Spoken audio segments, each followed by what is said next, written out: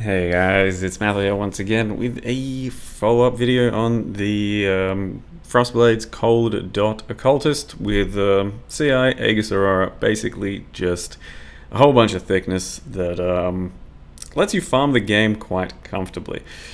Most of the game, anyway. You know, we're talking the base game.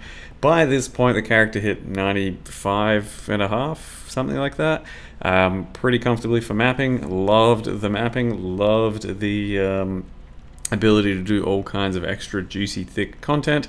And I enjoyed the novelty of Aegis Aurora and becoming nigh unkillable in most situations, but it's not really for me. Like, it does promote a very lazy playstyle, and it does promote some pretty just brain dead gameplay for a lot of the time. So it gets a bit tedious. Well, not tedious, boring, I'd say, I suppose, for my liking. I'd much rather a whole bunch more DPS, a whole bunch more squish, and then just, a bit more run and gun, dangerous sort of playstyle.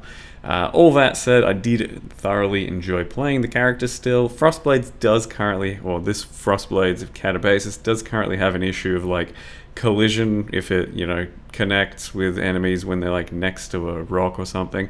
It might not leave a cold dot trail, so it does have its own annoyance for sure, which will potentially get you to put it down a bit quicker than you otherwise would, because without that, I mean, it is pretty damn smooth throughout all kinds of extra farm content. This is just a couple of things. I did the hidden and the feared with some extra damage modifiers, and as you can see, for the most part, you can take most of the damage, and things like Coulda here just straight up heal you because he doesn't hit hard enough through all of our defenses to get beyond the Aegis blocking mechanics. So if Chill is like hitting you lots, then you're just getting healed, which is like kind of a nice little novelty.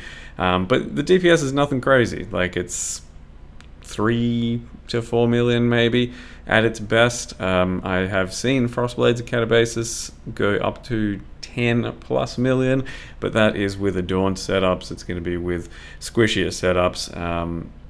So it is possible to get it to much more comfortable, like, endgame farm levels, but then it'll have its own problems.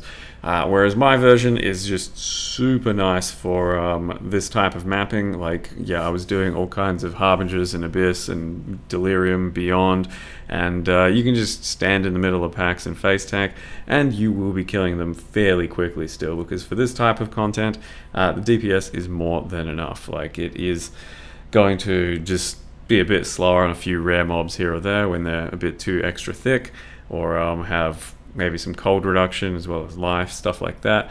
But other than that, it doesn't seem to be an issue. You just blast through everything pretty quick. Occultist pops are super satisfying. I absolutely got my fix for those for this character, so I probably don't have to do any occultist pops for a little while at least, because usually you're craving some and you get it out of your system, and then you can move on to the next system that you're craving and put these away for a little bit. I think that was a good example there of how the Frostblades can be bugged against a wall. Did pretty good against all Guardians, Four-Ways, Conquerors, all that sort of stuff. You can face tank a lot of them. There's going to be a few little situations here or there where you have to move a bit more, or not pure face tank, but for the most part it is pretty face roll.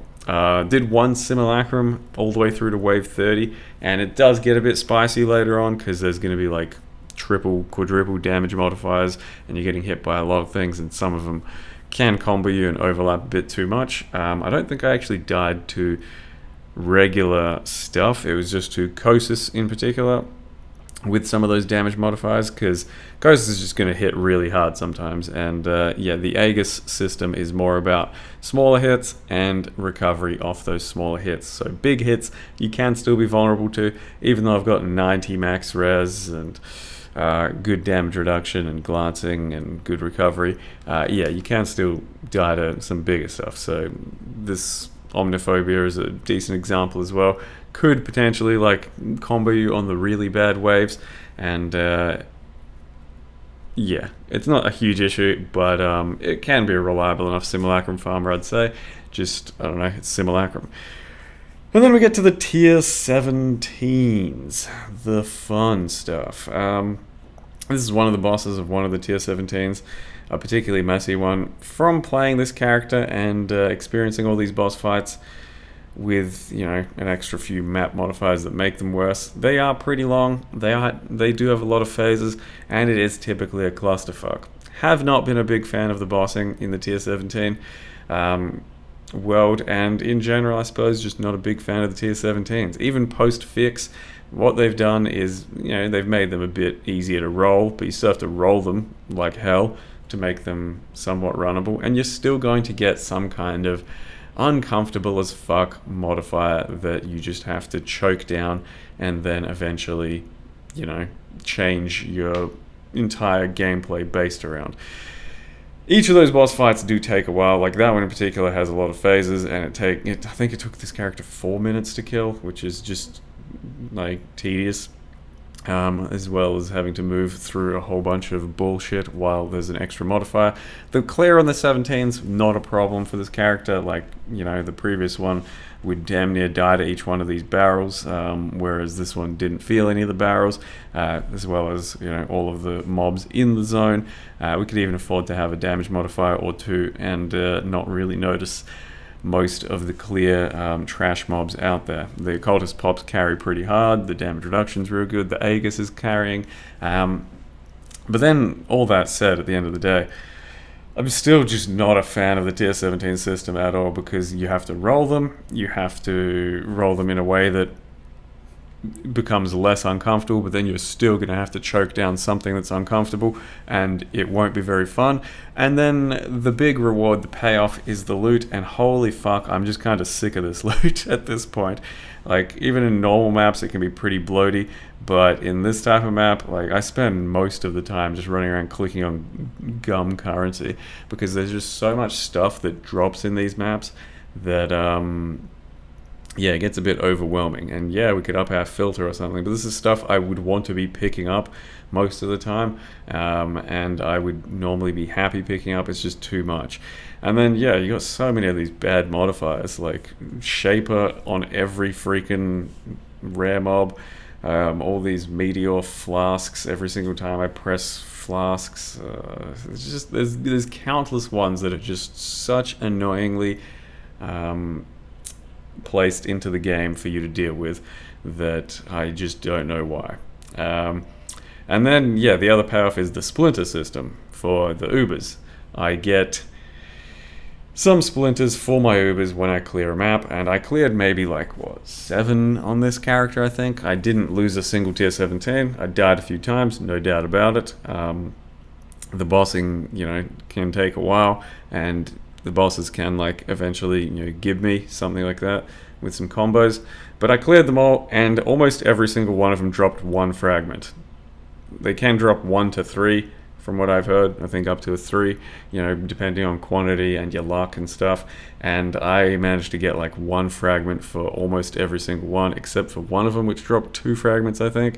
My previous characters that did some tier 17s got 2 fragments almost every time, so it was a little better. But I'm now 3 weeks into the league, and I have not completed an Uber set to run on my own, which has its own problem of, well, first of all, that is really long time to get to. Second of all, you are extremely punished for now wanting to try Ubers. Like, if you want to try an Uber fight, it is time consuming, it is costly, it is expensive, and you know, if you're new to it and if you're unsure of it on a character, it's just super not worth doing anymore. You can't justify that.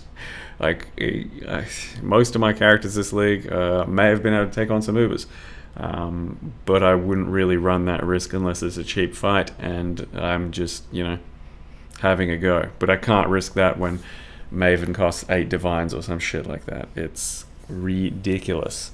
So Ubers are kind of gatekept this league until I have a real amazing character. Tier 17s I just do not find fun in almost any way. And this type of shit can happen. Like, I'm playing a normal sort of version of Path of Exile still, an Alcan Go style system. There's nothing particularly crazy about my strategy, and I can still kill a particularly thick mob that has, I don't even know how many it was, like 56 sockets or something, that just destroys my screen. And then the boss fights can turn into this absolute dog shittery. Like, if I had a squishy character, it would take on almost none of this sort of attack, and this is a thicker character for this type of stuff for sure, and it's just an absolute clusterfuck. Like, being able to sit here and tank most of this exposes me to how stupid it can be, because normally it'd be like 1 or 2 attacks, I'd dodge them, maybe I'd do a bunch of DPS, and it'd be okay.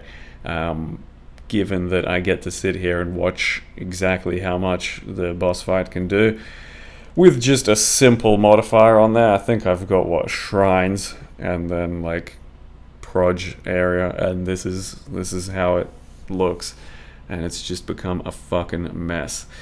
So yeah, T17 still not at all a big fan. And the other thing it's done is it's kind of blocked out your meme builds from being able to do a whole bunch of endgame content. Like, previously it was up to a static boss fight of Ubers, and you could get there pretty easily, and you could try it out, and if you're good enough, you're good enough. If you're not, you're not. Now you don't even know if you're going to be good enough to the Ubers with a lot of the builds. You don't know exactly how a boss fight is going to feel with various dynamic modifiers on the 17s. And yeah, pretty much any build that's worth its salt right now has a fucking Mage Blood, because it needs one. So there's a bit of a rant. That's the build. It was pretty fun. It's not going to be doing much Ubers, I don't think, or the biggest DPS, but I had a good time with it. It's a bit too face roll for me for now. I will otherwise log in and make a new melee character. So thank you very much for watching, and see you guys next time.